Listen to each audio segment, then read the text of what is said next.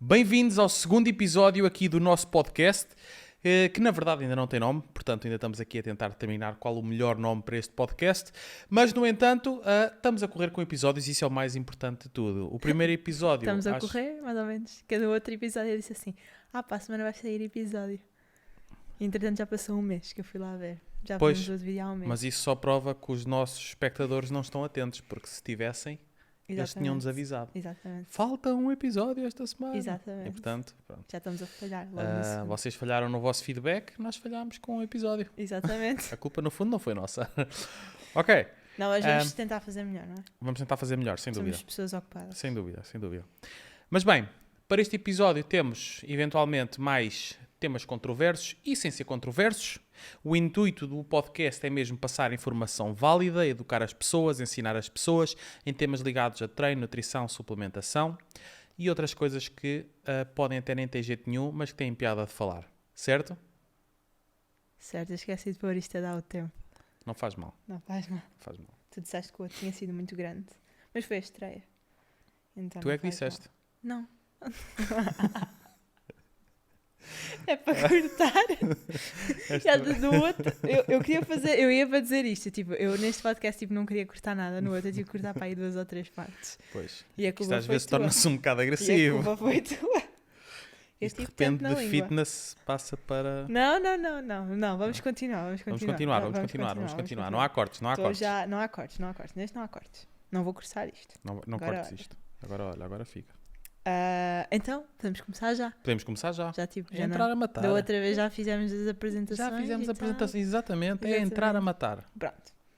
Se não sabem quem nós somos, Surpreender vão o ver ao adversário. início do primeiro podcast. Isso mesmo.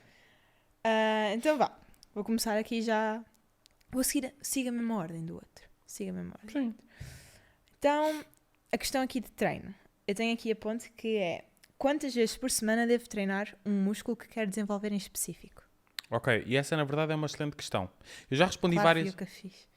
É verdade. Também é um facto. Estou a Todas as tuas brincar. questões são pertinentes. Mas eu, de facto, já respondi essa questão por diversas vezes no Instagram. No entanto, ainda bem que estás a fazer esta questão, porque assim fica aqui registado. Ora bem, a questão é: quantas vezes devo treinar um grupo muscular que quero desenvolver? Certo? Exatamente. Pronto. Ou seja, sim. um grupo muscular que Ou tens um prioridade... músculo em específico, sim. que tens prioridade em desenvolver. Uhum. Ok. Então, como é que nós desenvolvemos um grupo muscular o qual temos prioridade, ou seja, queremos ver maior comparativamente aos outros?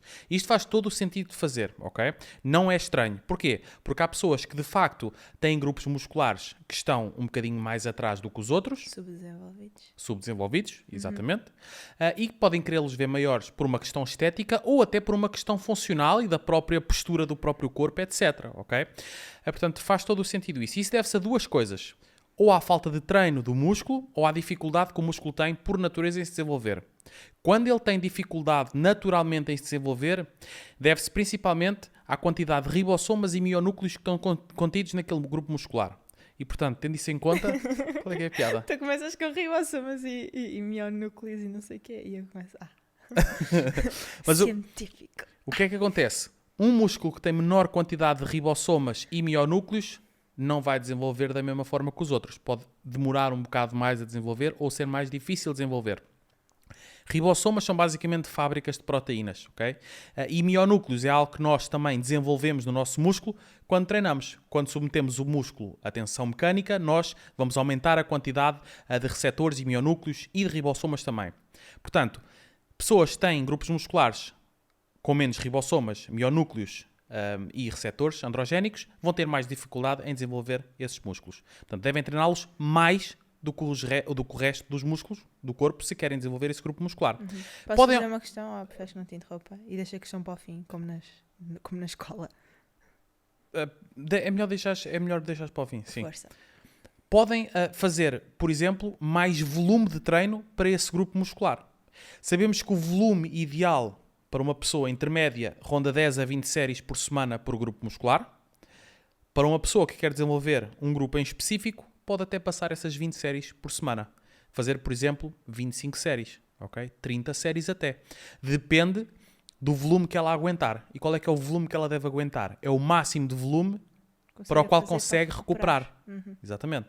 Portanto, deve fazer o máximo de trabalho possível para o qual consegue recuperar, mesmo que isso implique mais séries do que para os outros grupos musculares. Imaginemos aqui um cenário de um homem que quer desenvolver bíceps.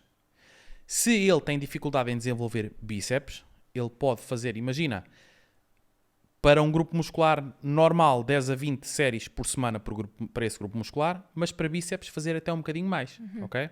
Trabalhar em diferentes amplitudes e diferentes exercícios que trabalhem o músculo numa posição mais alongada, mais encurtada, etc. Todas essas coisas são importantes. E induzir mais volume e intensidade.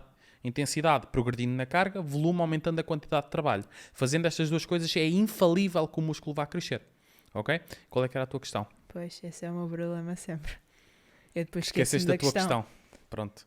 Não Isso faz mal. acontece sempre que tu me estás a explicar alguma coisa. Eu tenho questões no meio e eu digo-te, mas eu vou-me esquecer da questão e tu dizes sempre, mas guarda para o fim e eu no fim. Mas a questão é que se eu te começar a responder já às sei. questões, eu vou desviar da minha linha de pensamento, eu sei. vou ser interrompido Eu sei. e não tem mal, eu não me importo de ser interrompido, mas depois não vou conseguir responder à questão inicial e vou falar de mil e uma coisas que já não têm a ver com o tema, por isso é que eu prefiro que deixes para a frente. Diz isto. Mas aqui ainda é pior porque eu estou um bocado nervosa ao mesmo tempo e depois tipo... Estás nervosa? Sente-te em casa. Obrigada, meu amor. Mas sim, eu queria perguntar se essa falta de ribossomas e mionúcleos que as pessoas têm, as pessoas que têm mais dificuldade em desenvolver certo músculo, isso tem alguma coisa a ver com o facto das pessoas não conseguirem sentir certo músculo no treino, em certos exercícios? Ou seja, imaginando uma pessoa que tenha dificuldade em o glúteo dela crescer, isso está ligado de alguma forma ao facto de ela não conseguir sentir o glúteo em exercícios que é suposto sentir o glúteo, ou não tem nada a ver? Não tem uma relação direta. O facto de teres menos receptores androgénicos, ribossomas e mionúcleos não significa que não vais sentir o músculo. Sentir o músculo tem a ver com a ativação do próprio músculo, a tua capacidade sensorial e neural de ativar o músculo-alvo que tu queres trabalhar. Okay? E porquê é que podes não conseguir ativar o músculo-alvo? Dificuldade na conexão mente-músculo, certos tipos de encurtamentos musculares, desvios posturais e tudo mais, que fazem com que seja mais difícil ativar um certo grupo muscular que esteja mais adormecido. Muitas vezes, pelo desuso. Okay? Por exemplo, pessoas que passam o dia todo sentadas têm certos encurtamentos e certa dificuldade em ativar grupos musculares que quase nunca ativam durante o dia porque estão sempre sentadas. E, portanto, vão ter que fazer um trabalho específico, eventualmente, de ativação para músculos que são mais difíceis de ativar. Ok? Portanto, a ativar não tem a ver com esta questão a nível celular dos ribossomas, mionúcleos e receptores androgénicos. Ok. Eu, entretanto, tipo, quando tu estavas a explicar, apareceu mais uma ou duas questões na cabeça, só que, entretanto, tipo, já foi. Já foi. Então, passamos ao próximo tema. Eu disse que este podcast ia ser muito mais rápido que o outro. Sim. Então... Achas que é importante fazer um resumo daquilo que falei ou não? Achas que ficou esclarecido? Se calhar ficou esclarecido, não? Eu fiquei esclarecida. Ok, boa. Eu acho que se eu for dizer que sim, vou cair nesse engano, estás a ver? Dizer, sim, faz um resumo, entretanto tu vais tipo, estar aqui mais meia hora. Exatamente. Eu não consigo fazer resumos. Por isso que eu estou a dizer. Eu só faço composições. Se a gente for cair nesse engano, tu vais estar aqui a explicar outra vez. Vais ramificar e entretanto vais explicar outra coisa qualquer. Eu uma vez tentei fazer um resumo e fiz uma bíblia. Fizeste uma bíblia. Então, vou passar ao próximo tema. Ok. O tema controverso. Fazer cheat meals atrasa o progresso. Fazer cheat meals só atrasa o progresso se a frequência for demasiada. Porque uma coisa é fazer uma cheat meal uma vez por semana, outra coisa é fazer uma cheat meal 3 vezes por semana. Okay? Diferentes pessoas em diferentes patamares e com diferentes percentagens de massa gorda podem usufruir mais ou menos das cheat meals. Okay? Quanto mais próximo tu estás do teu objetivo final, quanto mais perto estás do teu target a nível de percentagem de massa gorda, por exemplo, que queres atingir, mais margem tens para fazer cheat meal, porque já estás bem perante aquele que é o teu objetivo. A cheat meal tem faz tantas cheat meals. Exatamente. A cheat meal tem outras vantagens, ok? E há duas muito importantes.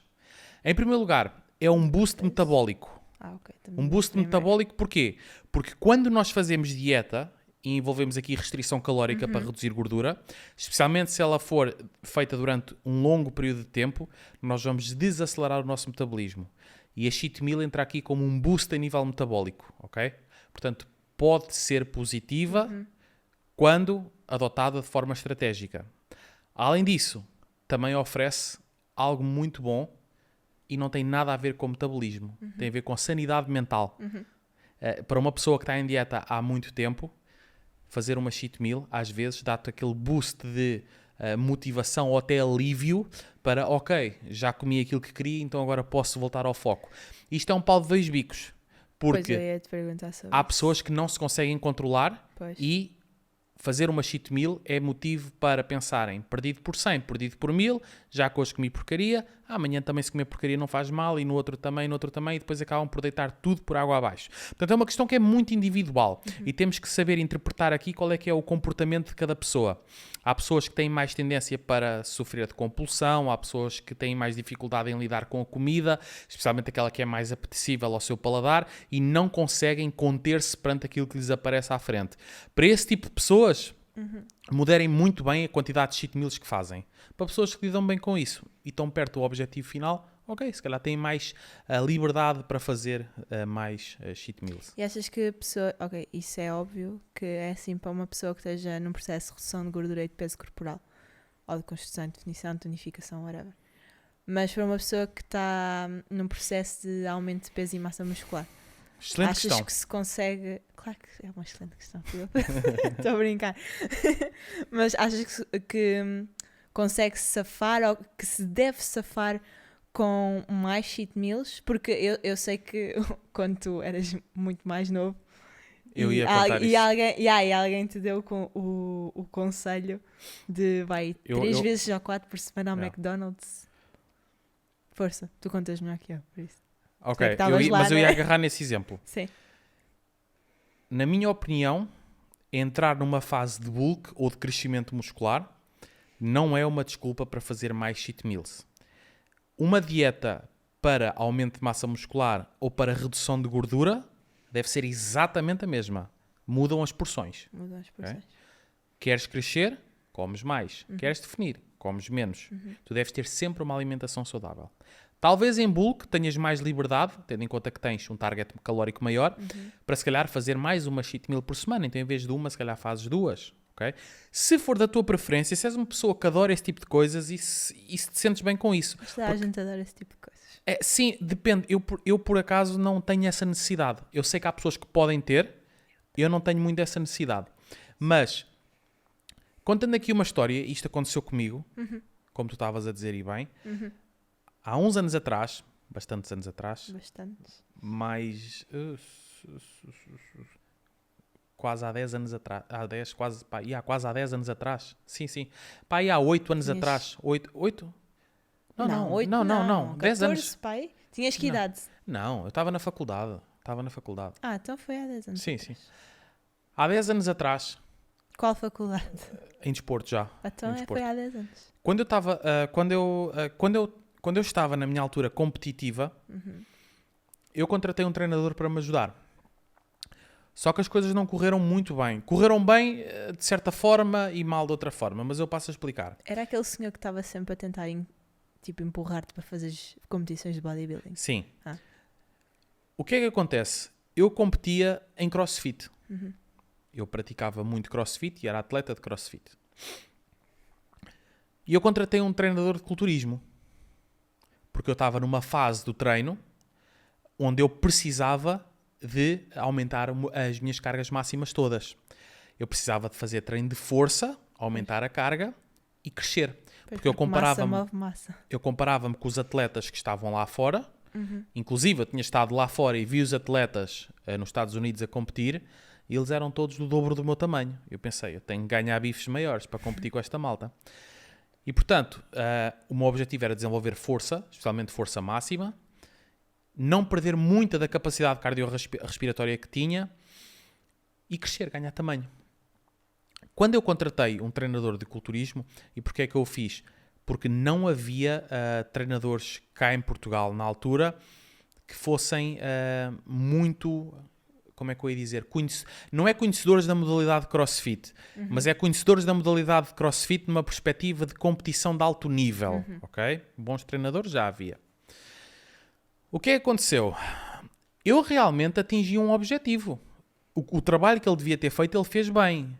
Aumentei peso, cresci bem, ganhei bastante massa muscular e aumentei a minha força máxima. Só que eu ganhei 10 quilos. Pois. Eu ganhei 10 quilos num espaço para aí de 2 ou 3 meses. Foi uma coisa abismal. Eu cresci muito. Segui tudo à risca a nível alimentar. E uma das coisas que estava estipulada era que eu deveria ir ao McDonald's 3 vezes por semana. Ou outro restaurante de fast food. Eu percebo que a alimentação... Ele falou mesmo restaurante de fast food? McDonald's. Okay. Era McDonald's. Mas podia optar por outro fast food, tipo Burger King, não é? Sim. KFC se calhar não, mas... mas McDonald's... Não, mas acho piada, tipo, não, tinha que ser fast food. Não tinha que ser fast food, ele não disse fast food. Ele disse... Não, ele disse mesmo McDonald's. Na altura foi. E eu sei qual é que é o motivo por trás disso. Lá está, as calorias, o sódio, todas essas coisas. Realmente aquilo, uma pessoa sai de lá toda turbinada, não é? Aquilo a nível de calorias e mesmo o sódio e tudo mais. É sabido que isso tem um certo impacto na performance. Só que não tem impacto na performance a longo prazo. E eu cometi um grande erro, que é... Eu não devia ter crescido tanto, digamos assim, porque isso não vai de encontro à exigência da modalidade que eu praticava. Eu ganhei muito peso e eu perdi muita capacidade cardiovascular. E eu depois nunca mais quis treinar para recuperar toda essa capacidade cardiovascular. Até porque o motivo foi, eu apaixonei-me pelo treino de força e a partir daí, quando comecei só a competir em modalidades de treino de força e a enverdar por esse caminho e nunca mais quis voltar ao cardio do CrossFit, digamos assim. Portanto, a culpa não foi aqui de ninguém. Eu é que tomei outro rumo, mas eu de facto tive ali... Mas achas que se tivesses tipo ganho peso de forma mais steady, tipo mais devagar, achas Sem que tinhas dúvida. conseguido manter melhor a capacidade cardiovascular? Sem dúvida. Ok, então E tu não devia perdeste mesmo por causa que ganhaste tanto peso tão rápido. Sim. Não, e também decresci na quantidade de treinos metabólicos, etc. O que é que acontece? Mas porquê é que, já agora, porquê é que te cresceste na quantidade de treinos? Era para ganhares massa Porque eu mais estava depressa? focado no treino de força Ok. e não era muito compatível fazer 6 a 7 sessões de treino metabólico junto com treino de força, portanto, todas as semanas. Claro. Então eu optei por reduzir no cardio para aumentar na força. E realmente consegui aumentar significativamente. O que é que acontece? E porquê é que isto correu mal também? Não foi... correu mal, entre aspas, eu atingi o meu objetivo. Mas o que é que eu aprendi com esta metodologia e com esta lição que surgiu daqui? Aumentar peso, força e massa muscular não é sinónimo de posso comer tudo o que me aparece à frente para ganhar peso. Quando nós comemos demasiado, especialmente se formos optar por alimentos pouco favoráveis, ok que nós vamos aumentar peso. Mas grande parte desse peso é a retenção e a gordura. Não vale de nada aumentar 5 quilos, dos quais 4 são gordura e 1 é músculo. Então, qual é que achas que é um rácio bom para ir ganhando? Não existe. Semana para semana. Não existe. Isso é muito variável de pessoa para pessoa. Ok. Mas tu queres ganhar o mínimo de peso possível... Para reduzir gordura, tipo, tu tens tipo um intervalo que deve estar E para aumentar a descer massa muscular também. por semana. Mas isso varia muito de pessoa para pessoa. Tu queres E do ganhar o mínimo de objetivo? peso possível, porque peso não significa necessariamente tudo músculo. Portanto, se tu estiveres a ganhar 1 kg por semana, garantidamente não estás a ganhar 1 kg de músculo. Ok? Claro. Se tu estiveres a ganhar entre 200 gramas a 500 gramas sólidas de massa muscular por mês, isso é ótimo. Por mês, exato. Por mês. Falando de uma pessoa intermédia, porque um iniciado consegue ganhar mais. Um iniciado consegue ganhar quase 1 kg por mês, especialmente nos primeiros 6 meses de treino. Se treinar bem e comer bem, consegue ganhar quase 1 kg de massa muscular não diria por mês, mas talvez de mês a mês ou de 2 em 2 meses. Depende muito de pessoa para pessoa. Por isso é que eu digo que não há um intervalo específico. Eu, quando me dediquei totalmente a força e hipertrofia, eu ganhei, lá está, em pouco tempo ganhei 10 quilos. Mas há pessoas que ficam mais tempo para ganhar mais peso. Lá está. Isso deve-se àquilo que eu expliquei anteriormente. O teu potencial hipertrófico a nível muscular depende da tua capacidade de ribossomas, mionúcleos e receptores androgénicos. E já agora, achas que... Eu sei qual é a tua resposta a isto, mas quero perguntar na mesma que... achas que tamanho é sinónimo de força? Ou seja, tu vês... Ainda ontem estávamos a falar disto. Tu vês pessoas, homens muito grandes, e depois mas há homens bem mais pequenos que eles que sabem lutar. E há homens muito grandes que não sabem lutar. Ok. Eu, antes de responder essa questão, vou só responder à outra, porque ainda não acabei e tu interrompeste-me e eu não consegui terminar. Então eu vou responder porque era mesmo importante eu dizer aquilo que eu queria dizer. Só já tinhas dito, desculpa. Não.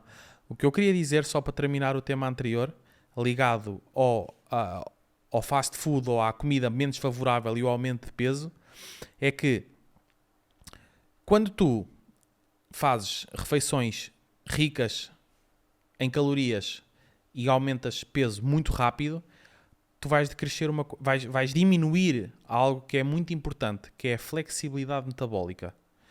O que é que isso significa? Que vais piorar a tua sensibilidade à insulina. Quando tu pioras a sensibilidade à insulina, ficas mais resistente à insulina. O que é que isto significa? Que não és tão eficiente no transporte da glicose para dentro do músculo, para dentro da célula muscular. E isso vai-te prejudicar. Porquê? Porque vai facilitar o acúmulo de gordura e dificultar o aumento de massa muscular. Tu queres insulina sensível, não queres insulina resistente. Insulina sensível, a glicose entra para dentro da célula muscular mais fácil, mais rápido, mais eficaz. Resistente à insulina, este processo é atrasado e não é favorecido. E, portanto, se tu aumentas muito o teu percentual de gordura, tu vais estar a prejudicar a tua sensibilidade à insulina. Portanto, quando nós entramos numa fase de aumento de massa muscular e pensamos, eu quero ganhar peso e massa muscular, portanto posso comer tudo o que me apetece à frente. Não, errado. Tu vais estar a piorar a tua sensibilidade à insulina, vais estar a prejudicar o desenvolvimento de massa muscular e a favorecer o aumento da massa gorda. E crescer não significa ganhar gordura, significa ganhar músculo, são coisas diferentes. E é muito importante que as pessoas percebam que quando procuram aumentar a massa muscular têm que olhar para este processo para anos e não para... Vou fazer um plano de crescimento de 1 mês ou 2. Não há, eu quero crescer 5 quilos em 3 meses. Não acontece. Acontece numa pessoa iniciada, talvez. Não acontece no intermédio. Garantidamente não acontece no avançado, a não ser com recursos ergogénicos. Portanto, quando olhamos para a massa muscular, se vocês procuram, imagina, aumentar 5 quilos de massa muscular, olhem para esse processo como um processo de 1 a 2 anos, por exemplo. Okay? Vai sempre depender de pessoa para pessoa e vai sempre depender também do nível de experiência da pessoa. E agora sim, ias-me perguntar sobre a relação entre força e massa muscular. E estavas a falar em lutar? Sim, só porque ontem estávamos a falar disso.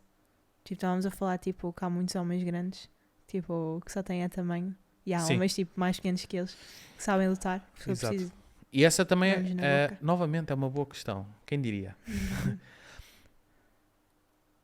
Força e hipertrofia são coisas iguais e diferentes. Onde é que eu quero chegar com isto?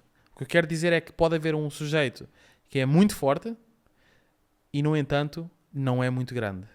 E pode haver outra pessoa que é muito grande a nível de volume muscular, mas não tem força quase nenhuma. Ok? Eu conheço pessoas que fazem 350 kg de peso morto, que passam por ti na rua e parece que nem treinam, ou que fazem uns exercícios. E também conheço pessoas que passam por nós na rua e parece que levantam 350 kg e não levantam sequer 150. Estás a perceber a diferença? Portanto, força e massa muscular parecem idênticas, mas não são. A força é uma capacidade neural. Além de muscular também, é uma capacidade que envolve, portanto, a parte neurológica. E, portanto, demora muito mais tempo a desenvolver do que, por exemplo, o trabalho para a massa muscular. Além disso, a força tem muita componente técnica, que também demora muito tempo a desenvolver. Quando nós fazemos um peso morto bem feito, um agachamento bem feito, nós levamos meses, às vezes anos, a fazer um agachamento perfeito. Se nós formos fazer um bicep curl, aquilo não tem técnica nenhuma. Se nos sentarmos na cadeira extensora, é só levantar as pernas, ou deitarmos na mesa para fazer um leg press, aquilo não tem ciência nenhuma, okay? Ou tem pouca técnica, digamos assim, comparativamente a movimentos compostos livres. Portanto, são coisas completamente diferentes. Há indivíduos muito fortes, mas que não têm muito volume muscular, e há indivíduos que têm muito volume muscular, mas não têm muita força. São componentes diferentes da força e que se trabalham de forma diferente. Idealmente, o que nós queremos é ter um bocadinho dos dois, não é? Sim. Estou só aqui a verificar quanto tempo. Está a controlar. Então agora acho que vamos passar para o tópico de nutrição. Que eu tenho aqui que a pergunta é: quantas calorias devo estar a ingerir por dia se o meu objetivo é emagrecer e tonificar? Quantas calorias eu não sei, porque isso vai depender de pessoa para pessoa. Okay. As que eu preciso são umas, as que tu precisas são outras, dependendo da pessoa, das suas necessidades e do seu objetivo. Neste caso aqui, o objetivo de redução de gordura, vai ser diferente, okay? Dependendo das necessidades e das características de cada indivíduo. O que nós sabemos é que para qualquer pessoa perder gordura, ela tem que estar em déficit calórico. É muito importante. Ou melhor, é imprescindível. Sem estar em déficit calórico, não vamos perder gordura. Nós temos que estar com um balanço negativo a nível calórico. Significa que temos que consumir menos calorias do que aquelas que gastamos. E esse déficit que é criado, o nosso corpo vai buscar a gordura para usar como energia e para queimá-la. E por isso é que reduzimos gordura. Portanto, quantas calorias devemos ingerir? Eu tenho um vídeo, inclusive, no Instagram e no YouTube, onde eu explico exatamente como calcular esse número de calorias. Vocês podem ver. Mas esse número vai ser diferente de pessoa para pessoa. A melhor resposta é: quantas calorias é que eu preciso?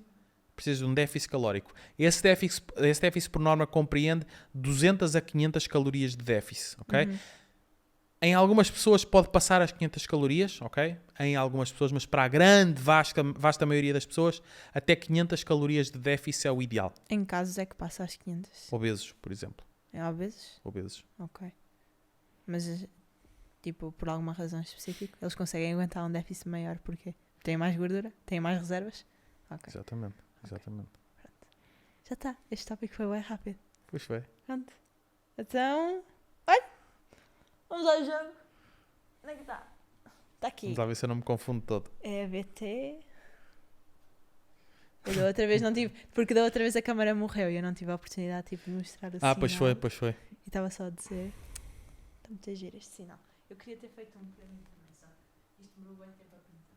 Fogo. Está aqui muita tinta investida. Está aí muita tinta, as canetas eram tuas. Mas elas estão aqui é para se usar. Exatamente. Vamos lá ver se eu não me confundo todo com isto hoje. Então vá. Ora, isto é o problema que tu não... Pronto, já está a correr mal. Eu vou lá buscar. Problema técnico? Não, meu amor, já está. Obrigado. Ok. Isto é o problema, tu não viste nenhum destes temas. Vai mal. Vai à confiança. Então vá, vamos ver se começamos bem. Gym Bro Split. Gym Bro Split é sobrevalorizado. Ok. Porquê? Porque as pessoas dão... Primeiro é melhor explicar o que é um Gym Bro Split. Era o que eu ia fazer. Ok.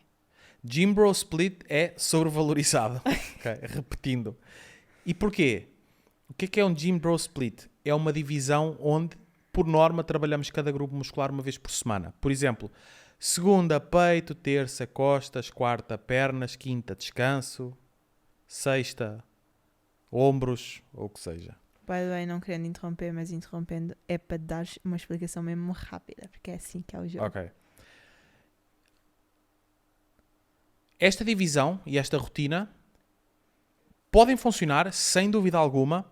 No entanto, o que a evidência nos diz é que quando nós treinamos cada grupo muscular pelo menos 2 vezes por semana, vamos estimular mais vezes a síntese proteica muscular. E isso é mais benéfico para a hipertrofia. E, portanto, especialmente em indivíduos que são mais iniciados ou intermédios, treinar cada grupo muscular é o ideal. E adotar uma rotina que o promova pode ser uma grande vantagem nesta fase para esses indivíduos. Ok. Próximo. Manteiga de amendoim. Eu não vou contestar o que tu estás a dizer, estás a ver? Vou só deixar passar, porque é assim já. Manteiga de amendoim. Manteiga de amendoim. Tem-me dar sono. Oh, meu Deus. Manteiga de amendoim. O que é que eu ia dizer sobre a manteiga de amendoim? É sobrevalorizado. Pronto. Já está. É sobrevalorizado. Porquê que é sobrevalorizado? Muito simples. Muito simples. A manteiga de amendoim é um alimento que é pouco dispendioso, é relativamente barato, encontra-se facilmente em qualquer lado. Certamente que é uma melhor escolha do que certos outros grupos alimentares, não, mas outros alimentos. Outras manteigas, eventualmente. No entanto, não se esqueçam que manteiga de amendoim, não é uma fonte de proteína, é uma fonte de hidratos que tem... Não. É uma fonte de gordura. É uma fonte de gordura que tem alguma proteína. Sim. Agora, outra coisa. O que é que eu ia dizer? Usem o cupom da Prozis para comprar manteiga de amendoim. Usem o cupom GUS na Prozis. Prozis. Não, mas eu ia dizer mais alguma coisa ligada à manteiga de amendoim. Tem muitas calorias. Exato. Eu ia dizer que é uma fonte de gordura, não é uma fonte de proteína, mas é uma fonte de gordura com alguma proteína. E a segunda coisa que eu queria dizer era mesmo isso. É que é riquíssima em calorias. Porque cada grama de gordura tem 9 calorias. Ao contrário de cada grama de proteína que tem 4 calorias. Portanto, quanto mais manteiga de amendoim consumirem, estão a consumir um alimento com elevada densidade calórica e pouco volume. O que é que isto significa? Que é muito fácil ingerir muito e agregar muitas calorias e continuar com fome. Em contrapartida, é ótimo para aumento de peso e massa muscular. Para aumento de peso e massa muscular, pode ser um alimento mais favorável. Porque, para a quantidade toda e volume de alimento que tem que se fazer, e calorias, é fácil colocar um alimento onde não te deixa tão cheio e coloca-te ali à disponibilidade de uma grande quantidade de calorias, se tiveres que as consumir. Ok, próximo. Peso morto. Peso morto é subvalorizado. Ok. Peso morto é subvalorizado porque é um exercício brutalíssimo que toda a gente devia aprender e fazer bem. Eu não digo que toda a gente deva fazer muito peso ou trabalhar para fazer uma carga astronómica no peso morto. Eu acho que as pessoas devem treinar para o aprender a executar e fazer uma quantidade de peso decente, pelo menos o dobro do peso corporal no peso morto, ok? E porquê? Porque vai-vos dar força, vai-vos dar todo um conjunto de benefícios que tem transfer para o vosso cotidiano. Porque quando vocês tiram uma caixa do chão, quando vocês agarram numa criança, quando vocês fazem qualquer coisa, se baixam para atar um sapato, etc., vocês estão a fazer um peso morto. Simplesmente, obviamente, não com uma barra e com aquela quantidade de peso. Portanto, eu não faço peso morto porque magoa-me as costas. Tu já vais ter que fazer um peso morto na tua vida todos os dias. Como é que tu te baixas para atar os sapatos? Como é que tu agarras o teu filho para o pôr ao colo? Como é que tu levantas uma caixa e está no chão para o pôr numa prateleira em cima? Tudo o que tu fazes envolve um peso morto na tua vida. Em algum ponto da tua vida vais ter que fazer um peso morto. Porque não aprender a fazê-lo bem. Okay? Mas eu tenho uma hérnia. Está tudo bem. Fazes um peso morto com um cabo de vassoura. Com uma barra vazia. Com 5 kg de cada lado. O importante é fazer bem. Tens uma hérnia, não podes tens menos risco para fazer mal. Aprenda a fazer bem. E, na verdade, há muitas pessoas com hérnias que, se aprendessem a fazer um peso morto de forma correta, poderiam melhorar a sua condição a nível da própria hérnia. Porque iam fortalecer toda a musculatura dorsal e ganhar ali mais proteção. Portanto, o peso morto é um exercício que pouca gente faz porque muita gente tem receio. E eu percebo isso. Porque, de facto, é um exercício onde pode haver mais risco, mas quando bem executado, é dos melhores exercícios que há. Mas eu, antes de conhecer, eu já me tinha aleijado por 2 vezes, a sério, na lombar, as 2 com peso morto, porque ninguém me explicou como é que sabia de fazer, né? Que, tipo, com 15 anos eu não sei. Ei, Jesus, eu parecia uma velha a levantar-me da cama, não me mexia. Tive que ir ao fisioterapeuta. Mas desde que conheci, e tu me ensinaste a técnica apropriada para fazer o peso morto, nunca mais. Exatamente.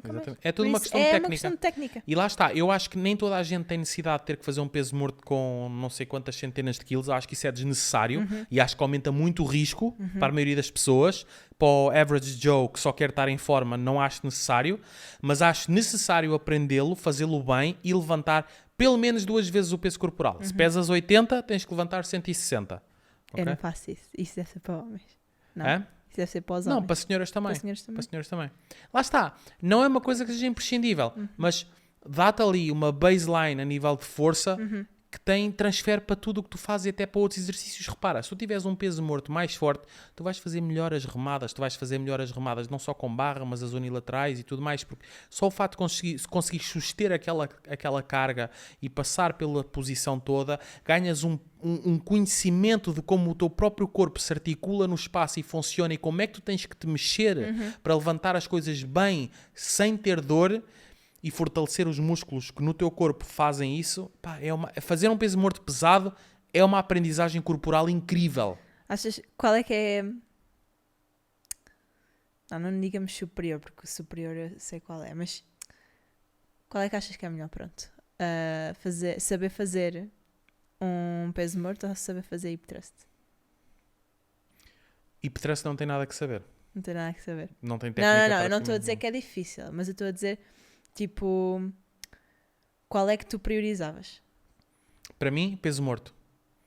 Para alguém que quer ter um glúteo semelhante ao teu, hip thrust. Ok. Não, estou a falar tipo numa perspectiva, tipo, imagina, eu acho que o peso morto, eu pus uma vez um post, disse até que eu tinha uma opinião diferente da tua, disse que era sobrevalorizado, porque eu, por exemplo, não o prescrevo muitas vezes, porque é um exercício que pode ter alto risco de lesão.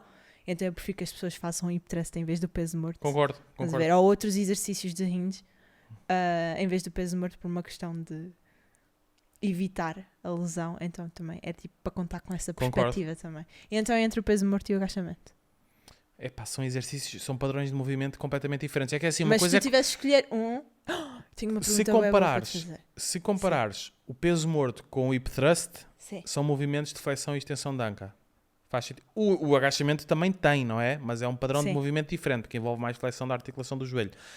Portanto, comparar o peso morto com o hip thrust faz-me algum sentido. Comparar o agachamento com o peso morto já não me faz tanto sentido. Sim, estou a perceber o que tu estás a dizer, mas é da género, se tu tivesses que excluir um do teu plano de treino para sempre e só incluir peso o morto. outro... Fazia o agachamento e excluía o peso morto. Fazias o agachamento e excluía o peso morto. Sem dúvida. Mas sem pensar. Sem pensar. Ok. Pronto, entretanto já estamos há bem tempo neste tópico. Tu vais-me odiar. Açaí. É o que está aqui escrito. Açaí? Mas onde é que está a carne? Açaí. Onde é que está a carne? Onde é que está a carne? Está açaí. Açaí é... Açaí? Tenho que pensar para meter a cor correta. Tipo, é preciso pensar. Sim. Subvalorizado. Não, peraí, vê lá. Pois, porque estás a perceber a minha dúvida. Não, mas eu tenho, tipo, eu para mim punha no meio, estás a ver? Porque por um lado é subvalorizado. Porquê? Porque é bem bom. Ok? Aquilo é bué bom. Eu antes de conhecer não sabia o que era açaí. O açaí... E a minha vida mudou completamente. Completamente. O açaí é subvalorizado e sobrevalorizado. É os dois. Porquê que ele é sobrevalorizado? Espera, porque que ele é quê? Sobrevalorizado, ou seja, a cor vermelha. O vermelho, ok. Porquê que ele é sobrevalorizado? Porque as pessoas podem pensar assim, isto é tão bom e faz-me tão bem, é riquíssimo em antioxidantes, vou comer. E depois comem demais. E esquecem-se que aquilo também tem calorias. E esquecem-se também que, por norma, não comem açaí só. Pois, misturam as frutas, o leite em pó, paçoca, essas coisas todas. Diz aí o nosso segredo. O segredo é açaí, o grande, o boião gigante, ok? Tipo um balde litro, mesmo. Um balde de açaí, 3 vezes paçoca, 3 vezes leite em pó. Isso. Se forem àqueles stands de açaí, que eu não sei como é que se chamam, mas há em vários shoppings. Acho que se chama mesmo só açaí, não? Não é Natura. Hã? Não? Não pensava que era super Acho que não, chama só açaí. É aqueles restaurantes cá nos shoppings, muitas vezes aqueles standzinhos meio amarelos e roxos. Se forem lá, peçam só o pote maior e peçam só... Não há toppings. Toppings líquidos. Não há molho. Não há molho. É sem molho. 3 vezes paçoca, 3 vezes leite em pó. Se o dono dessa marca e desses restaurantes estiver a ver isto e quiser fazer uma parceria, eu estou disponível. Exato. Nós estamos disponíveis para fazer essa parceria. Eu é fixe, temos cupons para isso. Temos cupons para isso, exatamente. Queres dar o cupom G-West? E em vez de ficar tipo 15 euros, ficava não, é que aquilo é mesmo bom. 14,90. É que aquilo é mesmo bom. Não, aquilo é mesmo bom. É excelente. É mesmo bom. Mas bem, sim. Estavas a explicar porque é que... Já explicaste Subvalorizado? porque é que é sobrevalorizado. Porquê é que é subvalorizado, por outro lado? É subvalorizado porque é caro. Não, isso... Hã? Para quê? Porque é caro. Não, isso ainda é no mau. Isso é vermelho. É sobrevalorizado porque é caro. Não, Queria ele é dizer assim. subvalorizado porque é caro. Do Ah, género. e as pessoas tipo não compram. Não compram porque é caro. É Mas esse. comprem, tipo, vale a pena. Não, vale a pena, vale a pena.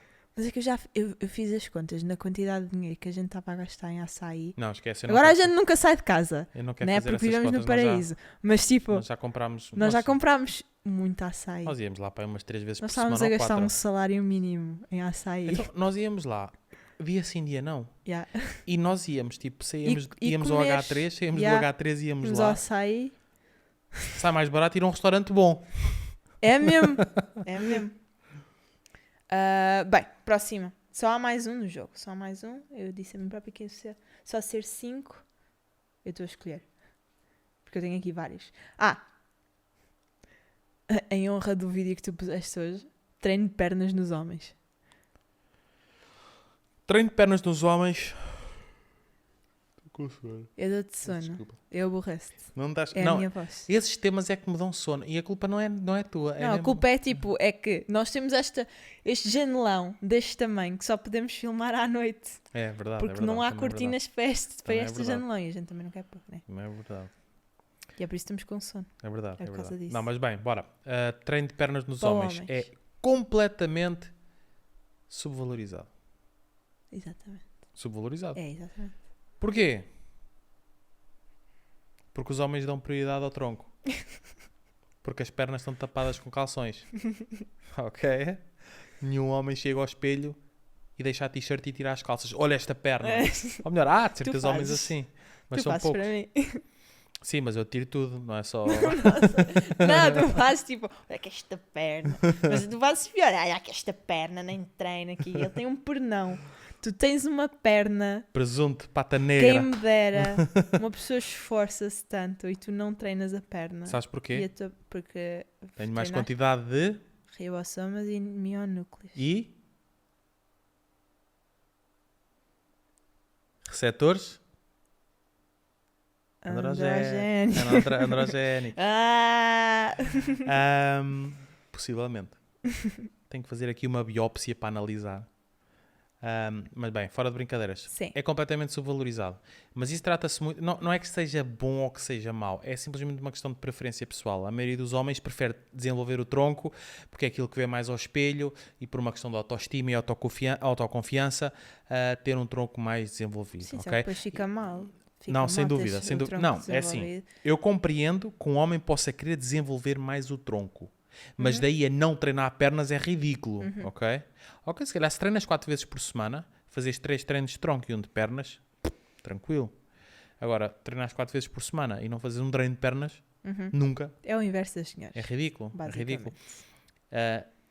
Numa perspectiva de força, então, é extremamente ridículo. Nenhum homem é forte Se não tiver. que se não tiver uma perna forte. É impossível. A não ser que seja um homem que só é forte no supino. Mas depois também tem uma carrada de lacunas. Porque, por norma, homens que são fortes a empurrar, depois que não fazem mais nada, são fracos de pernas, são fracos a puxar e, portanto, são fracos de forma geral. São só fortes numa coisa, ok? São só fortes num exercício. Em tudo o resto são fracos. E, portanto, não se podem dizer homens fortes. Eles podem dizer, eu sou forte nisto. Estás a perceber? Enquanto que um homem que treina por completo pode dizer, eu sou forte. Porque em qualquer modalidade onde eu for testado, eu vou ter níveis de força pelo menos aceitáveis. Estás a perceber? E achas que a maioria dos homens que vai hoje em dia ao ginásio, tipo, achas que se preocupa em treinar pernas ou achas que a maioria não se preocupa em treinar Eu pernas? acho que recentemente já se assiste mais a homens a treinar o Mais treino inferior e preocupados, mais pronto. preocupados. Eu acho que antigamente havia muito pouco ou muito menos disso. Acho que antigamente, que se calhar aqui há 20, 30 anos atrás, era mais comum haver homens que não treinavam pernas, mas eu hoje em dia, pelo que eu vejo nos ginásios e que nós vemos nos ginásios, acho que não conheço nenhum caso de um homem que... Sim, realmente eu quando quero só- usar as máquinas de pernas, Muita- elas estão todas ocupadas Exato, e não é exato. só por mulheres, por isso. Eu acho que já se desenvolveu alguma consciência e eu acho isso positivo. Aham. Pá, por uma questão de saúde, até porque temos que analisar outra coisa. um dos melhores indicadores de longevidade e saúde é a massa muscular que nós temos no trem inferior. Não é medido no bíceps, é no trem inferior. Portanto, homens com maior quantidade de massa muscular no trem inferior, isso é um sinal de longevidade e de saúde. E queres explicar porque é que é um sinal de longevidade e de saúde? Porque é assim. Porque é assim. Porque é assim que está documentado pela evidência. Ok, mas podia tipo ter alguma coisa tipo mais no core. A nível fisiológico. Tipo, do género, não sei se é o caso, estás a ver? Mas se calhar uma pessoa mais velha que tem um trem inferior mais desenvolvido, se calhar tipo. Imagina, das maiores causas de mortalidade nos idosos é as quedas, não é? Se calhar um idoso que tenha o trem inferior mais treinado, agora estou a imaginar a minha avó toda bombada das pernas, mas estás a ver, tipo, evita as quedas, melhor. Não sei, tipo, estou só a supor, estou só a teorizar. Pode ser uma das causas. Pronto, Pode ser uma das causas. Sem dúvida. Agora, aquilo que eu sei é que está documentado pela evidência porque foram feitos estudos onde se verificou e testou essa questão da longevidade e os indivíduos que tinham mais massa muscular viviam mais e melhor. Okay. Agora, se era porque conseguiam Nas evitar pernas. quedas, Sim. talvez, eventualmente. Pode ser sem dúvida algo positivo nesse aspecto. Pronto, era isso que eu queria perguntar. E pronto, acabou o jogo. E pronto, acabou o jogo. Há mais algum tema para hoje? Acho que já estamos a falar há muito tempo. Não, estamos não. Hã? 45 minutos agora. Está ótimo. Está bom? Está bom. Mas falta um tema. Falta um, então vamos falar só mais essenciais. Então, sim.